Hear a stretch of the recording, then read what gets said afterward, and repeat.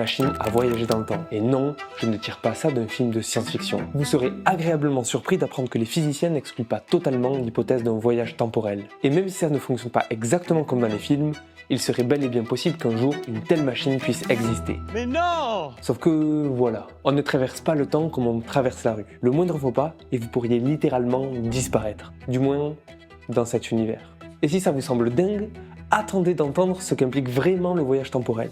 Dans cette vidéo, on va décortiquer le plan des physiciens pour construire une telle machine, comprendre comment ça pourrait fonctionner, et surtout, on va découvrir pourquoi derrière cette idée de génie se cache peut-être l'idée scientifique la plus merdique jamais envisagée. Bon, on va commencer direct dans le vif du sujet.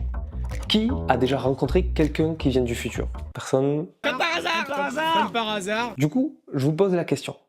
Est-ce que c'est pas un peu bizarre? Parce que si le voyage temporel est bel et bien possible, on pourrait quand même espérer que nos descendants, même s'ils viennent de plusieurs milliers d'années dans le futur, aient construit une machine à remonter dans le temps et viennent nous rendre visite. Alors, pourquoi on ne voit personne venir du futur? Pour ça, j'ai 3 réponses. Soit on est la première ligne temporelle de l'univers, mais bon, en dehors du fait d'être extrêmement improbable, ça serait quand même pas de bol du tout. Soit les gens du futur sont des grosses feignasses qui ne prennent même pas la peine de nous partager leurs découvertes. Mec, tu penses pas qu'il faudrait leur montrer quand même? Ouais, on va y aller.